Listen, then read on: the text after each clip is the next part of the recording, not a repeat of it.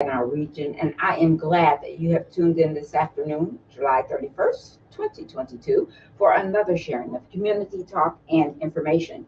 Today's Community Connection show is brought to you by the Saginaw branch of the NAACP and its Youth Council. We urge you to get connected, be informed, and stay involved. I'm Joyce Harvin. On today's show, we are going to be having a forum and an interview with two candidates from who are running for the Circuit Court here in Saginaw County. They will be with us right after I talk with Terry Pruitt, who is the president of the NAACP. Good afternoon, Terry. How are you? Good afternoon, Joyce. Glad to get to join you. Yes, thank you so much. I want you to come in and be on this show because you have recently returned from the National NAACP convention, which was held in Atlantic City, New Jersey. So tell us first about the theme, what that means, and tell me how the convention went this year. Well, I think the convention for me could be best characterized as a meeting, an event that was extremely inspiring, and the enthusiasm that I saw and the motivation that was instilled in many of us who were attendees was outstanding. The theme for our 113th National Convention was "This is Power," and the message throughout the week was, listen, we have to understand that collectively we have the power to change America and what happens in this country, and don't undersell or misunderstand the amount of power that we have. And it starts with our ability to vote and to elect representatives who truly represent our values and our principles and some of the direction that we'd like to see this country take. Now, this is the first time that we have been back to the convention with the whole crowd. Before it was virtual. Yes, the last two prior to this were virtual. How was there any difference? I was really surprised to hear that there were like over 6,000 people. Oh, it was outstanding. Again, the level of enthusiasm and hype. I think people were just glad to not only see each other, but be a part of the discussion and the workshops and the advocacy, and listen to some of the major speakers. Just to highlight a couple of individuals who were there, the Vice President Kamala Harris was a speaker. Oh, I missed that. Secretary Fudge, who's Secretary of Housing and Urban Development. Mike Walsh, who's the Secretary of Labor, was a keynote speaker. And then, of course, the last evening, the House Minority Whip Jim Clyburn was awarded the Spring Guard Award, and nice. So he spoke to the crowd, to the audience. So just some outstanding speakers, all of them very motivational, and again underscored the need that we really need to protect our democracy and move this country in the right direction. Did we have a big showing of youth at the convention this year? I was very pleased with the number of youth who were in attendance. And who brought a lot of the enthusiasm. I have some video clips of some of the youth marching through the convention hall with some chants. So they were very inspiring for a lot of us. In fact, many of us older people actually joined them in their marches and chants. Well, let me ask this. I want to know, how many people did you think that it looked like were wearing masks? Are they not on guard for anything that could happen, or were they masked up? No, they were very strict requirements. Okay. To get into the convention center, you had to wear a mask. Any of the major mass meetings, they requested that you wear a mask. And I'd say it was probably 85-90% compliance. Most of the people that I saw in the major events and meetings, even just circulating around the event center as well as the vendor center, people were wearing a mask. Even on the transportation system that they provide, they requested that you wear a mask, and people did. Now, we also heard from our president and CEO um, Derek Johnson. What hit hard for you, his message? Well, I think he and Leon Russell, who is chairman of the National Board of Directors, and Derek really honed in on this theme of power. This is power.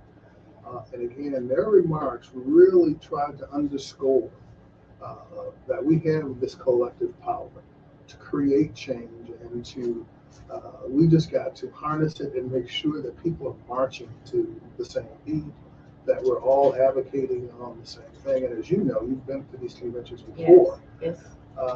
Part of our work there is to approve resolutions that represent our marching orders at the local level. So we sit there and have major discussions and voting on a number of major issues. There's probably 40 to 50 resolutions that we all supported this past convention, and they cover the waterfront major issues that the NAACP attempts to address at the local level. Like our game changers. And if you will, just give us what those 5 or 6 or maybe 7 now. Well, they address game the areas changers. of education, so we passed some resolutions around this idea of critical race theory. Housing was a big issue. There were several.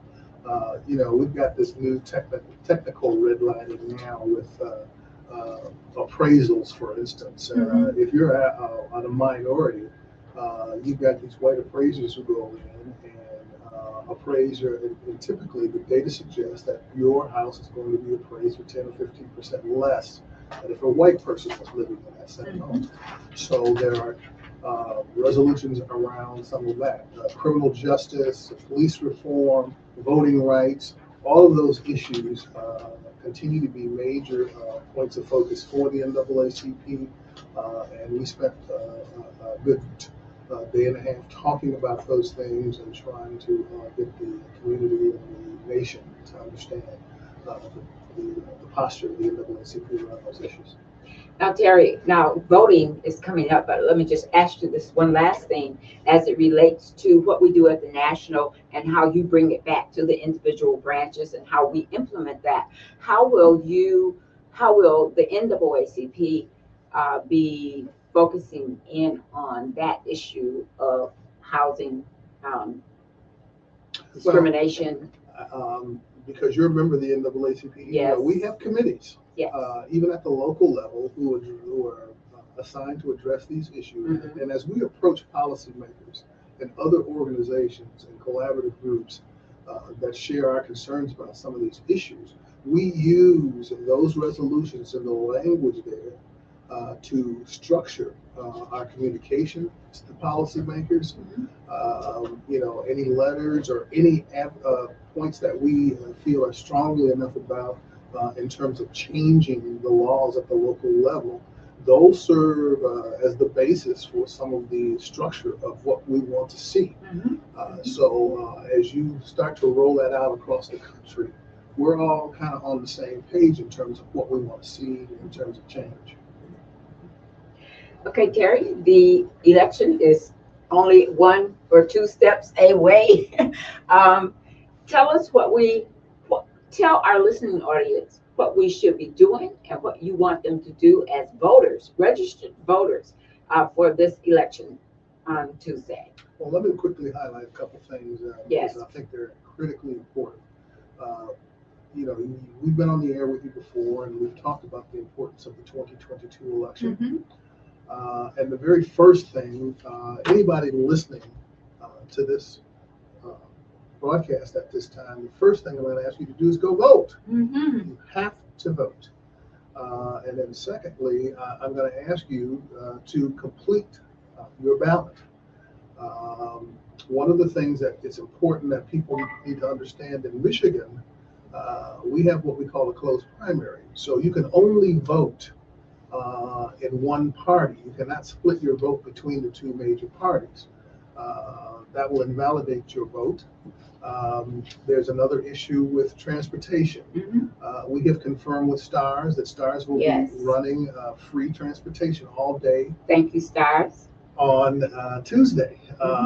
In addition, we're going to invite people, if they have a transportation issue, to call the NAACP office, and we will certainly try to make our transportation available to anyone who has a problem getting to their voting location. The other thing is those individuals who are 18 and over and who are not registered, you can still register. On election day, you can actually go in and register and vote. You simply need to have your ID with you and some proof of residency, something that says you've been here for a while. This Right. is your home. And then the final thing I think that's important, I encountered this earlier today. There are people who receive their absentee ballot but have not sent it in yet. It is too late to try to mail it. You can complete that ballot, take it to a drop box, or better yet, take it to the clerk's office. Hand it over. You do not have to wait till Tuesday. Tomorrow, if you want to vote and not stand in lines or anything like that, you go to your local clerk's office. If you're registered voting, they should allow you to vote and cast your vote right there. So there's a lot of opportunity and options for people. But I just have to underscore the first thing, because of the importance of this election, the primary election, as well as our November general election, we have got to get people to understand the importance of voting, and recognize the power we have as voters to change the course of, I think you've heard me say this before, and a lot of our national leadership, our democracy is at stake. Yes, it is. Yes, it is. I think there are a lot of people who do not like to see the direction that this nation and the state is taking. And so it's important that we let people who think the way we do. Absolutely, absolutely. So I want to make sure that our listeners understand that you have to be registered to vote in order to go to a precinct and say, I want to vote here. You bring your ID. Well, if you're not registered, the only place you can register now is at your local clerk's office. Right. So don't go to the county. Right. If you live in BV or Bridgeport, you go to your local township or municipal clerk. Provide your ID. If you live in that area, you can vote in the clerk's office, register and vote on either tomorrow or Tuesday. Just make sure you have all of your identification. Yes, you must have some ID. Yes. And, as best you can, some proof of residency. For instance, if you live in an apartment and you're being billed for your utility bills or telephone bills at that location, you should have something that says you live there. Are we in need of volunteers for this primary election, either through our office or other offices? People just trying to knock on doors and get people to go and vote. I think all of us, there's things that we can do. For instance, starting today, tomorrow, and Tuesday, all of our telephone contacts, let's send them a text message, our friends, encourage them to go vote. If you're going to the polling location, call your daughter, your son, your relatives, your friends, and say, let's go together and let's get this done. So there's things like that we can all do and share in this whole message of let's get people out to vote and understand the importance of voting. Okay. Anything else? Oh, yeah, we have several things. We talk about the Freedom Fund banquet just for a few minutes. Yeah. We're not prepared to announce the speaker at this point, but No. Planning for our Freedom Fund banquet is coming along very, very well. It will be an in-person event at the Horizon Center on, I think it's September 25th, the last Sunday in the month. In September. Yes. And we have a variety of not only entertainment, but I think we've got a very dynamic spirit that we're trying to confirm. We will be making some announcements about some very special people in our community. But this is the one major fundraising event that continues to help support the work of the NAACP in this community. Typically we have 500-600 people. It is a very diverse event, and we certainly want to invite the public to be there with us on September 25th at the Horizon Center. And those who are listening who are not members of the NAACP, shame on you. You can become a member during this period when we do our membership drive. Yes, we have launched our membership drive as of July 1st. A lot of that flows through the churches, but it is not limited to people who go to church. Right. All you have to do is call our office to get a membership form sent to you or emailed to you. You can actually go on our Facebook page or website. It is there, and you can print it off yourself and send it back to us. It's $30 a year for a regular membership. It's only $10 for youth. The final thing that I want to say too is those of you who experience any kind of a problem at the polling place on Tuesday, please call our office. We will try to man that office for the better part of the day. We do have access to the local clerks that we can forward the complaint to. We do have access to attorneys in Michigan who will help diffuse or correct any problems. Through our state conference, which is all of the units across the state. So we've been given numbers that we can call to get any problems resolved and addressed. Okay, Terry. Well, that was a good report.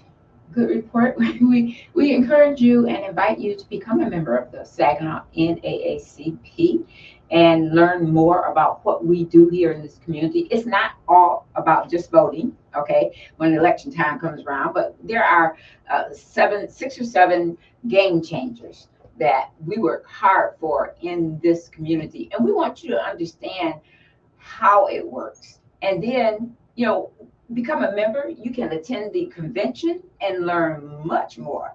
I enjoy attending the convention. I missed it this year, but there's so much information out there that you can gather and bring back to your community and tell your family about. The last thing that I want to say, Terry, is we still have those 411 on 50. Oh, absolutely. Okay. We do have information on your rights as a citizen if you're stopped by the police. So we can share all of that information. We try to be a source of information and education, not only for voters, but to citizens. We need to make sure that you understand what your rights are and that those rights are protected. Okay. And Terry, I do want you to know that I ran into someone who went through the expungement process and their records are clear. They were too happy, so Wonderful. Yeah. I mean, I said, you could be the poster person for this because people don't understand that they can. And they're steady adding on more. Well, the NAACP did partner with the ACLU, yes. And those expungement clinics and activities are continued. So those of you who are an ex-offender and still have some problems, we can put you in touch with the right people. Yeah. I would say who did that along with the ACLU? The NAACP did. So if you want more information, you can call. Our number at the NAACP is 989-752-0614. Terry Pruitt is our president, and President Pruitt, I'd like to say thank you for being here this afternoon. Thank you for inviting me. Okay, we're going to take a break here and get ready to talk to the 2 of the candidates who are running for the Circuit Court Family Law seat here in Saginaw County. We want to bring them in so you can hear who they are, what they are running for, and why they are the best person to for you to elect to that seat. So give us a few minutes. We'll be right back. You're listening to Community Connections, Community Talk for Community People. I'm Joyce Harvin. To Community Connections with Joyce Harvin on KISS 107.1. Straight talk, straight with no chaser. It's Straight Talk with Kareem Bowen, getting right to the heart of the matter, giving you all of what's happening in Saginaw, in the Great Lakes Bay region, all at a grassroots level. Sundays at 6 p.m. on KISS 107.1. Quickly, everybody, quickly. Have never been hotter. Showcase Mitsubishi needs trades, and we need them now. There's never been a better time to sell your car or trade. She needs to sit right there. Is she part of the segment? She's gonna be taking pictures instead of. Yeah, you're filming. Yeah, that's fine. Don't give us phone off. Terry, thank you. Great selection of new Mitsubishis with more arriving weekly. If you've been turned down because of credit, Showcase Mitsubishi Bay City says come and get it. We are the home. I got to turn this volume down.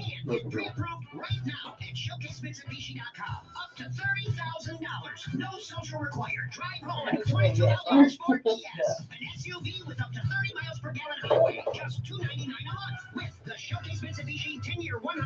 10-mile warranty, lower prices, exceptional trade-in values, and a better buying experience. Only at Showcase Mitsubishi Bay City. We're streaming this show here on our Facebook page and Twitter page. Okay. So if you introduce yourself, just look towards the camera, if you will. Then people get to see who you are. Look at the camera? At this camera, Okay. yep, not here, it's over there. Yeah, look at that camera. Refresh with help. I'm gonna wait. I don't have a tripod yet to move the camera, so I'm going to, That ensures your sandwich is Sorry. fruits, Yeah. vegetables, or Okay, chips figure it stay out. fresh. For a after the name is announced, everything else is fine. Everyone just needs to know who Can you you are. see Megan over there? She's 11% No, off. after Savings Janae, right? Janae. moves, then we do her, then you can go around. Everyone gets a shot. As to Okay. who, you know. All right. You have to do this continuously.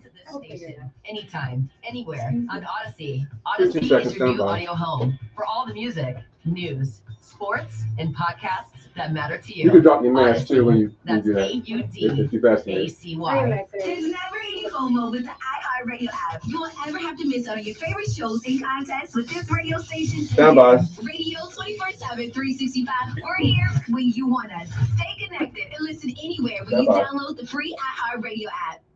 And now back to Community Connection. Yes, you are back with Community Connections, Community Talk for Community People. I'm Joyce Harvin, and I have with me this afternoon two young ladies who are running for the Circuit Court Family Law seat here in Saginaw County. Is that the correct term? So it's circuit court judge, but Circuit Court Judge for family law. so the seat will be family related at least the first 2 years. The first 2 years, Yes. okay. And I want somebody to explain that to me because I've been trying to figure that out. It's a local court rule that designates it a family law seat. So Mhm. typically when a family law case would come in, it would get randomly assigned to one of the circuit court judges. But because we have a local court rule that designates it to one courtroom, they all go to one judge. And that judge who does that is retiring. Okay, let me get started with your introductions. You were just listening to Megan Coddington Heath, okay, who gave that explanation. She is one of the individuals who are running. There are several others. They did not commit to coming today. I invited all of them.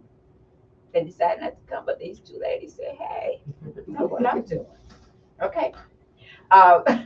So now I want to introduce or say hello to Janae Lamar, and she is also a candidate for this circuit court judge seat. Yes. Ladies, good afternoon, and thank you for responding to the invitation. I am so pleased that you are here. This is a pretty fast show. We have about half an hour. All right. And so I want to do I want you to introduce yourselves. I'm going to give you 2 or 3 minutes to do that.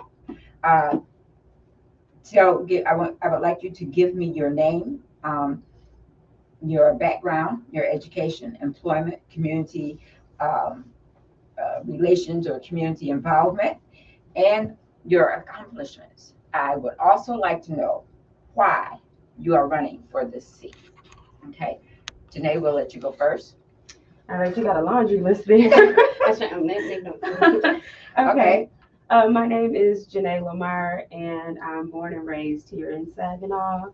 Joyce, what else did you ask? I want your education. Where did you go to school? How are you qualified for this list? Certainly. Okay. Where have you been employed? Okay. I graduated from Saginaw High School and the Saginaw Arts and Sciences Academy. Go Trojans. I'm a Spartan. Yes, go Trojans. Spartan. I graduated from law school, Loyola University, New Orleans College of Law. After graduating from law school, I worked for the Department of Veterans Affairs, advocating for veterans. Mm-hmm. Then I worked for the Michigan Department of Health and Human Services as a child welfare advocate. And I did that 2 different times in my career. And so ultimately took the bar exam in Michigan and passed. I've always been a solo practitioner and manage my own workload as an attorney. I have practiced family law, bankruptcy, criminal defense. I've done landlord-tenant. I've done litigated a number of matters, so my experience is pretty broad. And that's been all here in Michigan, here in Saginaw. All in Michigan, and I don't know if it matters or not, but I'm also licensed to practice in California. Okay, all right. Anything else you want to add with that? Let's see. my range of experience, and I think you also asked Your community community involvement. Yes, please. Community involvement is a lot. I'm a member of the American Bar Association. I am currently the co-chair of the Women of Color Initiative, which seeks to increase diversity in the legal profession. Let's see, I am also a member of Saginaw Valley's Health and Human Services Community Advisory Board, and the list goes on and on and on. Let's see, also a member of Women Lawyers Association of Michigan and the Black Women Lawyers Association of Michigan. Okay, all right, thank you very much. You're welcome. And now Megan Hi. Coddington. Yep, Coddington Heath. It's a long last name. It doesn't fit on my kids' jerseys. I like that. So I wanted to, this seat is a family law seat, and I've practiced, I'm supposed to be looking over here, sorry. I've practiced family law for 12 years. That's all I've done is family law. And the reason I practiced family law is that when I was 9, my parents filed for divorce. They didn't finalize their divorce until I was 12. So they had a really nasty divorce. You can still go over and look at the file in Midland, and I look at it and go, it's the worst I've ever seen. And I have been practicing in this area for 12 years. I went to Central Michigan University for undergrad, and then I went to Michigan State for law school, so go green. Yeah. And then I went on to my first 2 years at a law school. I clerked for Judge Janelle A. Lawless. I'm not making up that her last name was Lawless. Apparently she had a grandfather who was a sheriff, and he was Sheriff Lawless. She is, I feel like she's, anything that I do correct as an attorney and anything that I would do correct as a judge, I got from Judge Lawless. She gave everyone the time. She gave everyone her ear. She treated everyone like a human. She was fair and kind. She'd look at a lot of times she'd take a ruling under advisement, which means she didn't just rule from the bench. It meant she took all the evidence in, and she had me as her law clerk look through all of it. She looked through all of it, and then she made a decision. And to this day, I'm just really grateful I had that woman as an example in my life. After that, I went on to practice with a couple of other firms. And then 3 years ago, I opened my own firm. And it's the best decision I ever made. I can see my kids.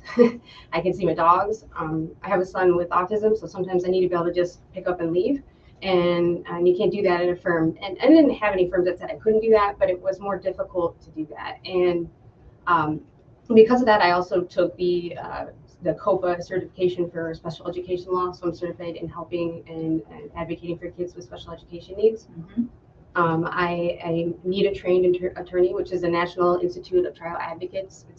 They take you from deposition to trial, and it's like attorney boot camp. They tell you at the beginning, we're going to be mean to you. You're not going to like it. We're not going to be nice. And they are very mean. People quit because they're so mean. And then I also have my mediation certificates in both domestic and civil mediation. And I feel like what we really need, and the reason I really want this position, is that I know firsthand from going through it with my own parents, the nastiness, it doesn't need to be there. Like if I had my own way, instead of it being plaintiff versus defendant, it would be in the matter of this family. How do we break this family down peacefully so that they can move forward? Because we don't want to have kids at their birthday parties, at their graduations, at their marriages, having things be less joyful because there's still toxic energy between their parents. And I think we can nip that right in the beginning and fix that if we use mediation, if we use kindness, if we listen to people. I think that's what we need. Okay. Today, you didn't answer that question. Please tell us why you are running for this position. Certainly. A number of experiences personally and professionally have brought me to this place. And I always reference my experience in child welfare. As a child welfare advocate, I didn't have an idea that I would be in court as much as I was. And so being an advocate for kids in court, not as an attorney, kind of piqued my interest a little bit more. And so decided, okay, I'm always in court. I should finally pursue going to law school and becoming an attorney. And I also had a desire to advocate at a higher level, if you will.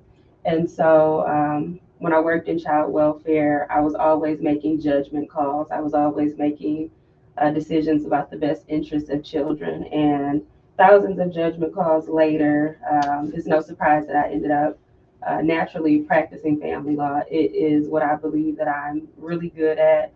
I have successfully helped moms and dads make it through family court and ultimately help them be able to survive after the fact. I think one of the issues that parents fail to really understand is how necessary it is for them to be able to co-parent. Oftentimes, you have parents that think they can cut a kid down the middle, and that's just not how it works. And so, co-parenting is a huge reason why I'm running for this seat. I want to be able to encourage that. Obviously, we can't force it, but I do want to help parents understand the importance of be able to help them get resources to do that. In addition to that, I represent a lot of moms and families moms and dads as previously stated. Mm-hmm. And so they come to me at their wits' end because they don't have access to the courts. I have not represented I have not, represented everyone free, but I have reduced the cost of services or represented them without cost when I know that there's no possible way that they get the relief that they needed without an attorney. And so pretty much access is an issue, and I want to be able to simplify self-help resources for parties that absolutely can't afford an attorney. And so that's one of the reasons that I'm here. I have a heart for unrepresented parties. Okay, we'll go to the next question. And Ms. Megan, I want you to answer first. What would you change about the system? What would you change about the system? And what changes in law, whether it's case law or statutory, are coming? And would you support the county in it? What I would change is in the beginning, I mean, we actually have an old local court rule that's it's on the, you can go pull it up, that the parties went to mediation before they did anything else. And I also would change the filing fees. What I'd like to see happen is us have waivers, the fee, you can file a fee waiver if you meet certain income requirements, but there's so many people who are living paycheck to paycheck that don't meet those requirements and still have to pay these exorbitant fees to file for divorce. So if you have someone in a domestic violence situation, they can't file for divorce because they can't afford it. Mm-hmm. I get a lot of referrals from legal services for cases like that. In 2019, I won the Pro Bono Attorney of the Year award because I took so many cases, and because of my commitment to doing pro bono work to help people access the justice that they need. And I really, really think that we need to make it affordable. One, two, it needs to be understandable. We need kind staff at the clerk's office all the way up to the judge's office, because it's already fiery. We don't need to add heat to the fire. So if we can have kind staff who can't give legal advice, but can direct people in the right direction, I think we're going to get a lot of change. And that's one of the first things from day one that I would change, is that my staff would all be kind. My personal staff would be kind. That's a day one change. And it doesn't sound like much, but it's a lot. When you're going through a divorce, you're terrified. And the last thing you want on the other end of the phone is somebody who's mean. Okay. Joyce, repeat the question one more time. Oh, okay. The question is, what would you change about the system? What changes in the law, whether it is case law or statutory, are coming? And would you be in support of it, of the changes? I'll go back to the first part of the question. Okay. But pretty much the legislature, however those laws are passed, we have to follow them. Mm-hmm. As we would have to follow it as a judge. So we don't get to change or revise anything. I would say that if I had to change anything, it would primarily be the ability for people to access the courts. I'm always going to go back to access, because it is absolutely the biggest barrier to people being able to get into court and get the relief that they're seeking. Speaking to access, there's the barrier of not understanding how to file the form. So I want to have simplified self-help resources, whether it be forms, anything to make it easier for people to get into court. And I know these issues well, because as I stated before, people always come to me. They don't understand how to file something. They don't understand where to go. And so I think it was also mentioned that when you go to court, they can't give you legal advice or tell you what to do. And so you can literally have a person that's frustrated just standing in the middle of the courthouse, just at their wits' end. I want to make sure that virtual technology is available to all county residents, because I went down to Marion Springs yesterday, which is about a 40-minute ride. That's in Saginaw County. And so I can only think of how challenging it is to get all the way up to the city when you live in places that are 30 to 40 minutes out from the county. So definitely want to ensure that remote technology remains in place for people to access the court. Very good, very good. A big flow chart on the wall so people can see which steps to take, where you go from this. Honestly, yeah. Yes, something along that line. That's pretty easy. Thank you for that. Now, I'd like to know, you mentioned, Megan, about the filing fees. Mhm. That supports the county's budget, correct? Yes. So, but you said that you would like to see the filing fees be changed or lower. And You're kind of, well, that's going to hurt the budget. What would you say about that? well, that's what I'd like to see changed. And so I would like to see the state, I'd love to see the legislature pass something to give us funds or help us fund that, because that's a huge barrier to justice, is people cannot afford the filing fees. I mean, right now as it is, there's nothing that you can do about that, but I would love to see the legislature, talk to our legislators to get them to do something about that. I know we have ARPA funds, things like that to help with that, because, or, nonprofits, somebody could start a nonprofit to help with that. There's nothing I could do personally to change that, but it's definitely something I would want changed, and I would hope that our legislators or legislators or somebody could look into that, because it's a huge barrier. It is. Okay. Next question. Tell me about your strengths and your weaknesses. Now, I know that this question was asked in the past, but your strengths as a judge, wanting to be a judge, okay, and your weaknesses. So, today you go first. Thank you. I think that strengths for me would be the ability to demonstrate compassion, the ability to make judgment calls and stick with those. I know I'm going to continue to reference my experience in child welfare, and because it is absolutely relevant to this seat. Making judgment calls and making those calls based on policy and supporting it and grounding it in law and policy that can be supported. And that's something that's very necessary when being a judge. When you make a ruling, it has to be grounded in law. It has to be supported by law, whether it be case law or whether it be a statute. And so I think that I'm very good with those things. A weakness for me would absolutely be my inability sometimes to delegate tasks.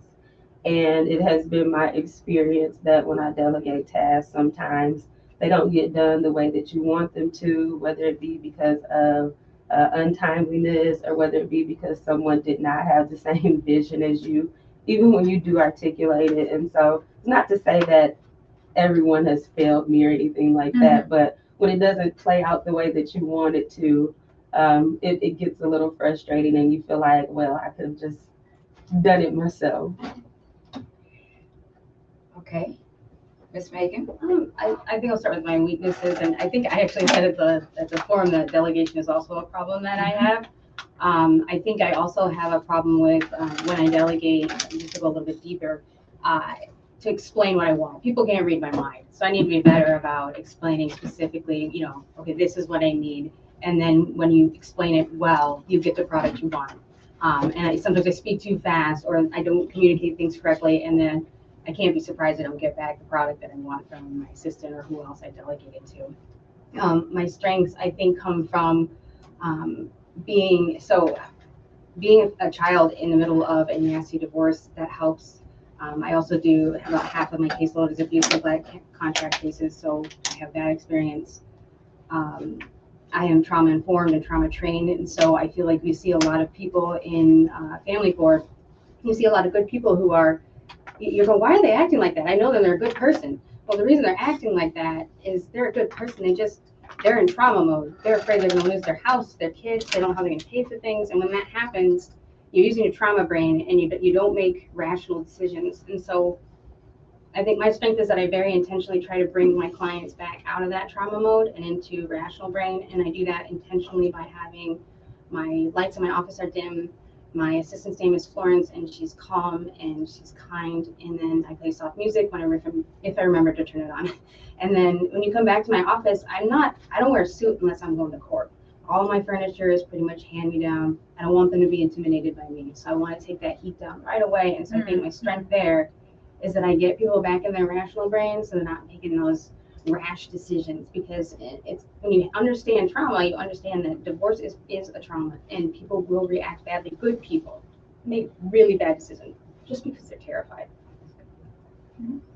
That's it. I want to talk about diversity. Okay. What are your views for the need of more diversity on the bench, in the courts, and how the court treats different races, okay, or different people? What are your views on that? My views, you want me to start? Yes. I think the courts currently do a really poor job, to be honest. I see it pretty frequently. I see people of different races. I see people, because I'm married to a woman, so I'm lesbian, married to a woman. I see people in the LGBTQ plus community treated very poorly. I see the judges in a lot of different counties who are much, much older than the people they're presiding over, and in much, much different income brackets, treating people differently, and they do a very poor job. And that's why I believe diversity on the court we need it desperately. We really need diversity in age, we need diversity in race, we need diversity in sex, we need diversity in sexual orientation and gender identity, because those are all blocks and big parts of our lives. We have all sorts of different families nowadays. We have moms and dads, moms and moms, dads and dads. We have people who are single parents by choice. That's fine too. We have grandparents raising their children. We have foster parents. And so, and they are all just such a different set of values and a different set of community than we had 30 years ago. And the average judge right now is 30 plus years older than the people getting divorced in front of them. Okay. Ms. Janae? Certainly, diversity is absolutely long overdue in a number of judiciaries, but especially in Saginaw's judiciary. And I'm able to say that because being someone considered diverse, I'm a Black woman. Saginaw has never had a Black woman judge, has never had a woman of color judge. And so the community has evolved, and the community looks like a number of people, and there shouldn't be a cap on diversity. And if you look at the makeup of the bench, it does not go beyond, I think, Black men and white women. And so we absolutely need diversity, and someone who has diverse experiences. It's one thing to recognize that diversity is lacking, but it's another thing to vet people and find out what their diverse experiences are. For example, when I worked in child welfare, I came into contact with families from all walks of life, families that were in poverty, families that were middle class, families that were rich. And essentially what I discovered, and I think that Megan addressed it, is that people that have higher income brackets, they get treated differently. And so we absolutely need someone who understands the diversity and understands that there are biases, people that are not unwilling to address their own biases, because that will help break down the stigma surrounding people that look different. So Black people, Hispanic people, Middle Eastern people, Asian people, and to also get rid of the ideas of these different stereotypes. And so when you elect someone to this seat, Saginaw County absolutely needs to be thinking about the county as a whole, and not what their immediate demographic looks like, and not what the bench has looked like the past however many years we've had a judiciary in Saginaw. I think there have only been 2 women, Judge Harrison and Kyle Hicks Tarrant. And then Heath Scott. Yeah, Heath Scott. That's right. I forgot about that. Judge Bowles, Judge too, Bowles. right. So Bowles. I don't hear her name often, but yeah, that is correct. Well, okay, then I have, my phone keeps, hold on 1 second. I have a last question and then we're gonna wrap up with some closing remarks. Certainly. Okay, hold on just 1 second. So how many kids do you have, Miss Janae? As a mother? Yeah, as a Zero. mom. 0, okay. I saw a family picture somewhere. So As an auntie. oh, as an auntie, okay. 10 plus. Okay, all right. And Miss Megan, I have 3 children. 3 children. I have twin boys who are 8 and a 4-year-old daughter. And when we had the twins, we thought we were super parents, and then we have a daughter. We went, oh, okay, maybe we're not super parents. Thought we had it mastered. So. Okay, here is the last question. Some say there is a perception that men are treated differently, okay, with family law issues and rulings like parenting time, okay? How do you feel about that perception, and what would you do to change it? Those turn it. I can go. It's fine. Okay. All right, Miss Megan. And you know, I would agree. I've seen some of that in certain counties, and I would say 29 years ago, my parents got divorced. There was definitely a bias towards my mother. I ended up living with my dad eventually when I was old enough to kind of force the issue. I think we've made some progress, and I think there are certain judges that are wonderful, like Judge Lawless that I was talking about earlier, who takes everything under consideration. And then there's some others that are not, and then there are others that sway the other way. And for me, really having seen both sides of it, if I was judge, some of the things like child support, you don't just put the numbers in it, it spits out an answer. You can do a lot of things to look at somebody's, there's a whole other manual that goes along with it, the child support manual, that you can look at to make sure that it's fair, and you can deviate in certain ways sometimes. But then also you have to make sure that the point of child support is to even the families out, so the families are fair and then they can take care of it. They're living the same. If I was judged, there would not be a bias. I can say that wholeheartedly. I remember I was at a neighborhood association meeting and somebody said when they found out I was a lesbian, "Are you a man hater?" I said, "Oh no, let me tell you about me living with my dad." I remember him eating cans of soup during the week, and then on the weekend he would make big meals for us, but the rest of the week he starved basically. And that's just a different county. That's not this county necessarily per se, but I'm definitely not a man hater. I'm definitely attuned to the fact that sometimes there are judges that favor mothers. There are judges that favor fathers sometimes too, I feel like. So, but the statutes themselves say we are supposed to, the statutes, again, you're a judge, follow the law. It says we are supposed to presume that they both are on equal footing, and that's what I would do, because that's what should have been done when I was 12. Some men feel that some black men feel that they don't get a fair shot. What do you think? I would agree when I see it in court. I never, I feel like sometimes with running this campaign, I'm never going to be welcome back in the courtroom, but in this county, but I've seen it flat out. I've seen it there. It's not fair. I don't believe people of color, when it comes to child support issues, get treated fairly. I don't. Okay. Ms. Janae. Certainly. Speaking from my practice and my experience representing both moms and dads, the way that the law is set up is that if a mom has custody of their child and dad does not have custody, the court looks at what's called, and I'm going to say it and then I'm going to explain it, the established custodial environment. And so that's a lot. But pretty much the law says that if there's an established custodial environment, that they're not going to disturb that unless there's some extraordinary circumstance. And so if the baby or the child has been living with mom for a significant period of time, and she's able to demonstrate that to the court, and she is not willing to share joint physical custody of the child with the other parent, 9 times out of 10, that parent, mom or whoever it is that has that sole physical custody is going to maintain that.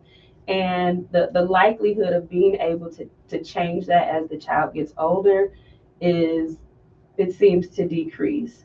There are a number of what we call best interest factors that the court can take into consideration when trying to change custody. But so what I've been experiencing when representing both moms and dads, if there is one parent that has sole physical custody, the other parent is only going to get parenting time. And so parenting time is supposed to be reasonable, but it makes it really hard to for the other party to just get joint physical custody. And usually I see that happen when parents are willing to co-parent and when there's not a big dispute about child support, because a lot of people don't know that if they're not the primary custodian, they're not the parent that has sole physical custody, the child support is going to be high because of the overnights. A lot of people don't know that if you don't spend overnights with your child, that is going to make your child support payments much higher. And so we do have a child support calculator. Megan mentioned the child support manual and the deviations. And so some things to know about that. So it's not necessarily moms and dads getting treated differently. It's the way that the law is set up. Okay, one quick question, and then I want you to wrap up and give your closing remarks, ladies. How much weight is given to the report from a probation officer or a counselor who has to give a report to the courts and to the judge? How much weight does that give when they haven't spoken to each party? Okay. Janae, you go and say it one more time. I just want to make sure. How much weight does the report that the counselor or probation officer make to the judge, on a case? How much weight does that have? Okay, certainly. So if we're looking at the criminal, we got 2 minutes. Okay, if we're looking at the criminal side of things, pre-service investigation happens and a report is completed and goes to the judge for review. In my experience, I've usually seen judges adopt that recommendation. Okay. When it comes to children and families, family judges would usually look at a report and determine how much of that report is applicable to the best interest of the children. Okay. Ms. Megan. And I'll try to keep it short. With regard to family law, when it comes to counseling report or probation reports, I can't just admit a letter, so they would have to come in and testify. And if the counselor seems to have, in my opinion, a good rapport with the child, and that's apparent during testimony, then I think the judges really do take that into consideration, or at least they should. Okay, all right. I'll start with you, Megan. I want you to give a 1 minute wrap up. Okay. As to why we should vote for you, why our listening audience should vote for you. I think you should vote for me because I'm experienced, because I'm dedicated to being fair. I won the Pro Bono Attorney of the Year award in 2019 because I'm committed to this community. If I were to win this seat, there's a plaque with my name on it because I won that award. My name is on a plaque that's right outside the courtroom that I'd like to preside over. And I think that shows why I should be the judge there and why I would do well there. Thank you. In my life and in my career, going back to child welfare, at the time that I became a child welfare worker, I was 23 years old, and I was always reminded that I was the youngest person on staff. And at the time, the department was in a very contentious lawsuit about the department not meeting the kids' needs. And so I've always been called to moments where I can make a difference. I don't think that this seat is any different. Everyone knows my experience at this point, that I have a lot of experience working with kids and children, in addition to my litigation experience successfully representing parties. And so direct experience means the most, and elect Janae Lamar on August 2nd. Hey, thank you guys. This is a really fast program. We can sit here and talk for hours and hours and hours, but I want to thank you for being great guests here on Community Connections, and I wish you well on your election. For this primary election, and I want to make sure that everybody go out. Please go out and vote. Yes. And thank you for tuning in, my listeners. Thank you for your other guests who are here with you, Janae. Also want to remind you that on this coming Saturday, we have Gospel Fest out of the Ojibwe Island from 12 noon to 6. We also have the following weekend, the Saginaw African Cultural Festival, and coming up in September, we have the Thelma Poston Scholarship Golf Tournament. That's going to be big. That's going to be nice. It's a wonderful thing. And so I want to invite you back to Community Connections next week at 5 o'clock till 6 o'clock. Thank you for listening and have a great day. Thanks, Ms. Joyce. Yes, thank you. And thank you, Community Janae, for running Connections with Joyce Harvin on KISS 107.1.